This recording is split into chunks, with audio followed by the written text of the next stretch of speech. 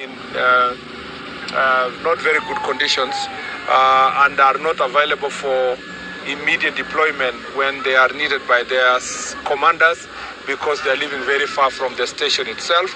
And so in and at most 3 months, working with the Ministry of Housing, we will come and commence the process of building houses, and that process should give us the houses within 1 year. We should be able by December to have new houses for our officers here in Naivasha. The third issue we came to do the progress of the road project here for Rironi-Mau Summit road that is going to be dual. This road is extremely important for the Republic of Kenya. It's part of the projects that His Excellency the President has emphasized as one way of taking this country to a first world status, and therefore it does not, we cannot leave the responsibility to only one ministry, the Ministry for Roads and Transport. We have a responsibility also from a security sector to ensure that we facilitate seamless movement of persons along the roads. Despite the inconvenience that they are facing, we would like to make sure that that inconvenience is minimized. As you know, our traffic department, our traffic officers and traffic commanders are here with me, with the Inspector General. We have come to agree on best ways of ensuring that the people are not inconvenienced, and also for the diversions that we are going to have where Kenyans have to use diverted roads. We want to make sure that security is provided to ensure that people are safe, even as they use alternative routes that are going to be provided as the construction goes on.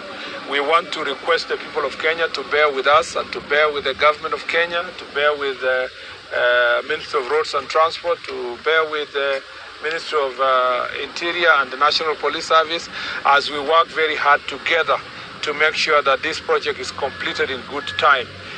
We know that and we believe that as promised by His Excellency the President, next year June, June 1st, we will come and drive along this road.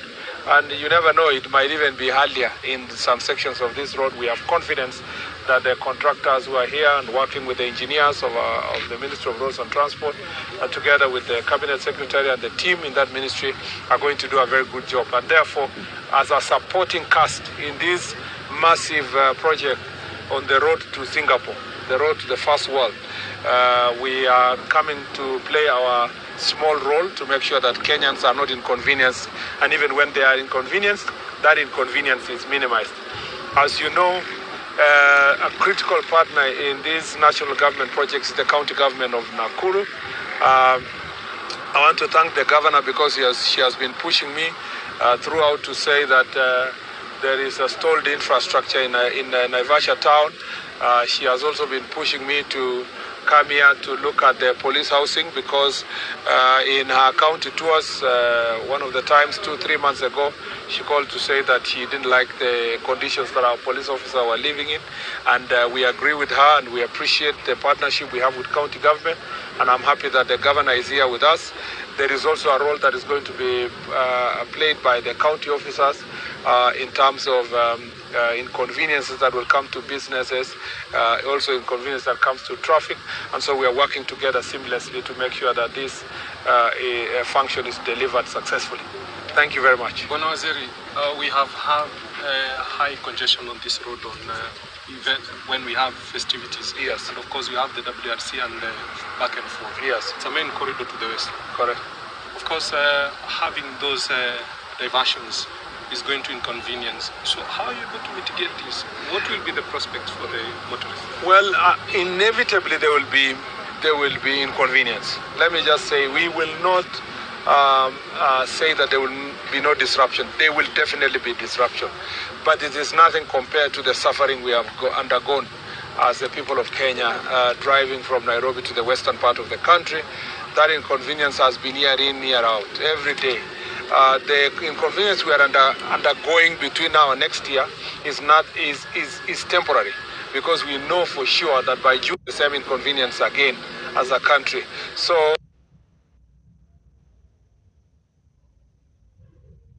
our efforts are towards minimizing the disruptions that are going to ensue as a result of this project. But disruptions we will have, definitely. But what do we want to do? We want to make sure. Part of the problem is that there will be many people overlap, thinking that they are going to help themselves. So we want to, the IG is working on deploying enough police officers on the special unit of police for Nairobi to help curb insecurity. Yeah. How will that work? Maybe you can explain to us when it's supposed to be formed and how it's supposed to work. And then on where we are going, which is first world. We want to look at how do you reorganize metropolis and how do you provide the security. What are the additional security equipments, additional security infrastructure, including cameras that are supposed to be used in the city? What kind of vehicles are required in a city police? And that what we will do in Nairobi will become the prototype that we will apply now in all the other four cities in the country and other upcoming urban areas. So these, we are going to have to work on a very serious paper that looks at comparative analysis and studies of what has happened in other countries. Thankfully, there are other researches that have been done before. We are going to just review and then look at how we will provide a unique policing system within the Nairobi metropolis.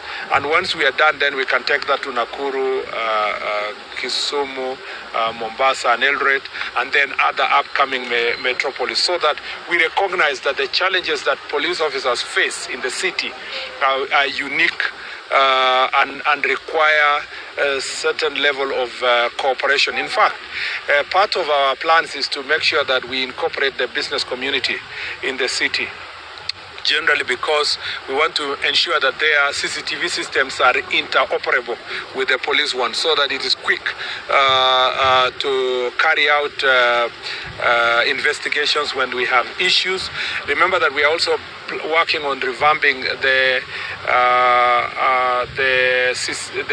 cameras that have been installed in the Nairobi city. We're moving it from NC3 to NC4 so that we expand the capabilities of those cameras, the analysis, input AI systems that can do a lot of analysis and tell us which areas of the city have which kind of crimes, and so that we can have scientific way of intervening. So this is a very great opportunity for us. We appreciate the working relationship between national government and county government. I must admit that I am excited as a former senator to see that the Urban Areas and Cities Act and the Intergovernmental Relations Act and the Devolution Act is being put into use by enhancing the better working relationship between national and county government. And for those, I see some people are faulting the county government of Nairobi for engaging in this agreement. I think that argument is absolutely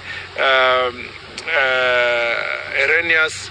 Those who are faulting Governor Sakaja and the county government have not read the law.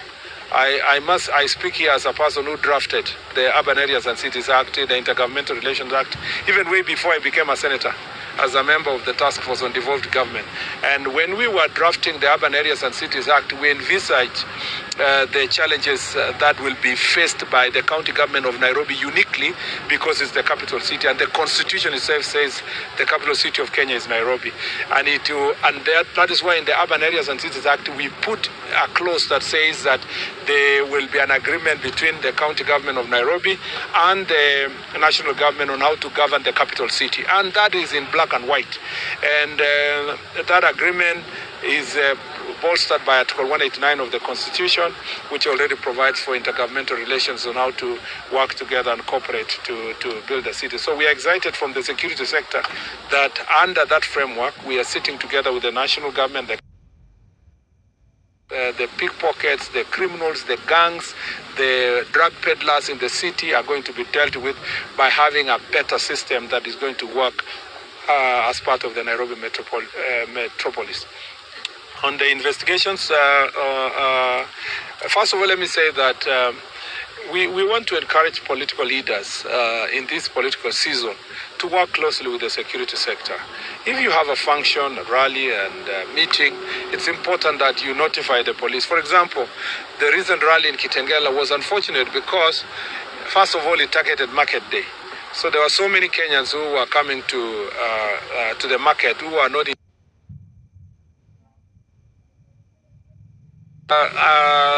business activities were unfortunately inconvenienced by the political activities that happened that day. If they had chosen another day, which was not a market day, perhaps many was in good time.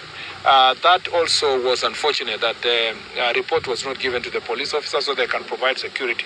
And finally, this idea of carrying goons, like the case we saw, people carrying goons from Nairobi, mobilizing them from Machakos to take them to a rally.